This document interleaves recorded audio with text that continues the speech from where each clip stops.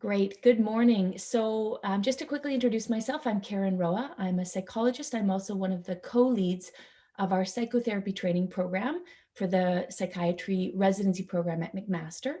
And one of the types of psychotherapy that our residents engage in during their training is psychodynamic psychotherapy. So we're going to have a quick session today with Dr. Alan Eppel, who is a professor in our department and an expert in psychodynamic psychotherapy. And we've asked him to help us understand what makes a good psychodynamic psychotherapy referral. So I have a series of questions that I'm going to ask Dr. Eppel to really try and sort of think through the types of clients and presentations and things to consider when making a referral for psychodynamic psychotherapy. So thank you so much, Dr. Eppel. The first question is, what areas do you consider when you're assessing suitability for psychodynamic psychotherapy?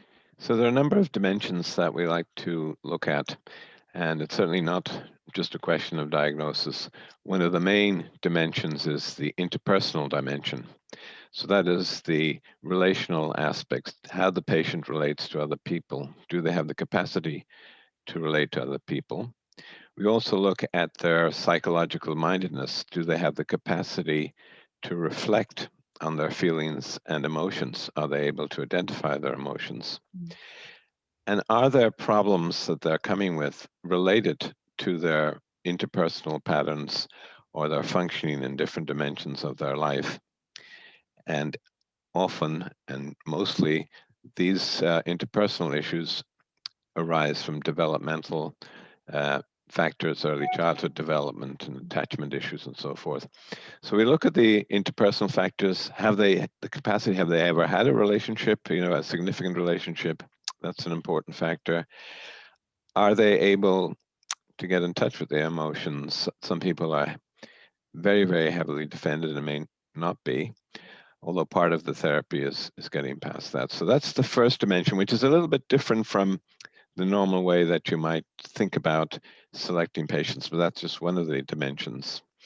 The other dimensions is a little bit about diagnosis, which um, social factors and severity factors. Okay.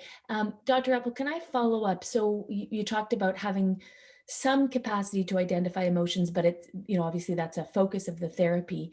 Um, can you give an example of how in touch with emotions and being able to kind of name and label emotions is sort of a basic level that you would be looking for? So we can assess this in the first interview by watching that we use a lot of tracking of body posture, facial expression. So if we see that somebody is becoming sad or beginning to tear up, we might say, I notice that you're tearing up. Some people say, no, I'm not. They have very little capacity. But we will also want to know if they can get past that, if they'll be able to get past that with more probing and challenging and so forth. So a lot of people are very avoidant, as you know, of emotions, and it can be very difficult. On the other side of the scale, people with under-regulated emotions are Mm. not suitable for this type of therapy. Mm. So when we think of somebody with emotional dysregulation, that requires something like DBT, for example, because that's a different approach. Okay, excellent. And Dr. Eppel, can you elaborate a bit more on some of those interpersonal factors you were mentioning? So I think I've covered that mostly in terms of capacity to establish relationships, the capacity to reflect. In a sense, it's a bit of being able to observe one's own feelings and response to others. I'm not crazy about the word mentalization, but the capacity to know that other people can see you and they can think about you, that theory of mind Yeah. is important. Okay. And from an attachment perspective, any type of attachment style is that okay as long as there's been some sort of at least one sort of reasonable, meaningful relationship? Yeah, a lot of people come with avoidant attachment and or generally insecure attachment, dismissive attachment. Disorganized, again, when you get to disorganized attachment, you're getting into the capacity of emotional dysregulation and depending on severity. Yeah. Okay. And Dr. Eppel, which diagnoses would you say are most suitable for psychodynamic psychotherapy? So I think a broad range of diagnoses are suitable, such as anxiety and depression, and there's a lot of empirical work on that. I also think post-acute phase PTSD, in other words, after the acute phase where the person may have had some work with cognitive processing therapy, let's say, for acute trauma with flashbacks and hypervigilance. Following that phase, there's a lot of residual issues like feelings of shame or self-blame, guilt, the impact on their relationships, the impact on their self-image.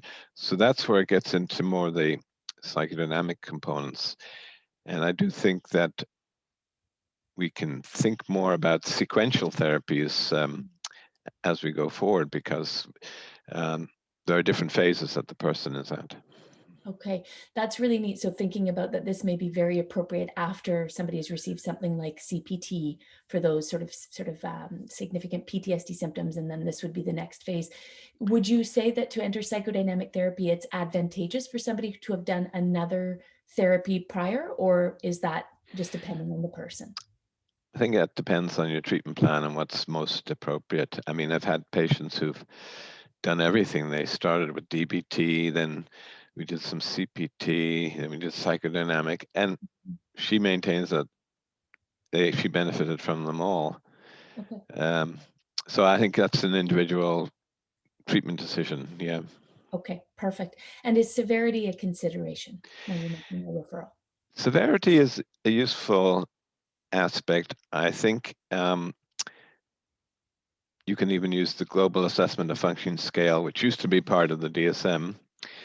So 50 and above. 50 is when you're starting to get into suicidal ideation and severe impairments. And suicidal ideation is not a contraindication as long as it's not active planning sort of thing, if it's more passive and no immediate plans. But the GAS is another piece of information that can help you. So 50 or above. Under 50 GAS or GAF, you're getting into, around 45, you're looking at people who are possibly going to hospital, so it gets more severe. So that's another guide. There is an interesting scale. It's really an outcome measurement scale called the ATOS, the Adult Treatment Outcome Scale. And it looks at those dimensions that are most relevant to psychodynamic therapy, which has to do with what I'm talking about: emotional expression, inhibitory emotions, defense mechanisms, interpersonal relationships, self-concept, and the concept of others. So those are measures of psychodynamic. I would say psychodynamic is not symptom-focused, as it's more person-focused. So the symptoms, to be relevant, arise from some of the interpersonal and developmental factors, as opposed to starting de novo in an otherwise healthy personality. Personality disorders, to some degree, can be helped as well. Not all, but certainly some. Okay, I have one more question, and then any other thoughts you have would be great. But what are the types of goals that are most relevant to someone who's about to start psychodynamic psychotherapy? So if you ask the patient, what are you looking for in psychotherapy? What would you be listening for? Well, symptom relief is a goal, obviously, for the patient. But if you think of depression, and depression is a very broad category, as you know, in our current classifications, but where the depression is related to relational or childhood factors. So the person is not able to maintain a relationship. There's repeated patterns that are self-destructive. So they might want to do that. They may also identify the goal of what did happen in childhood: abuse, neglect, very common factors, which has led to the interpersonal factors. And that has led to relational problems, work problems, and symptoms. So the diagnosis is not critical, and most patients may have multiple diagnoses, but it's whether they have an interpersonal dimension, I think, that's more critical. So even people with, for example, severe bipolar disorder, if they're stable on Mhm. medication, they can be treated with psychodynamics, the same as in CBT. If somebody is stable, they may have a social phobia or a panic disorder or something as well as bipolar. So the actual specific diagnosis may not be an exclusion criteria. Okay, excellent. Thank you. Any last sort of thoughts that you would like to share with us on this topic? No, I think we've covered it all. And as I say, I hope I've given you a general overview of some of the dimensions, and hopefully we can talk again. Excellent. Thank you so much.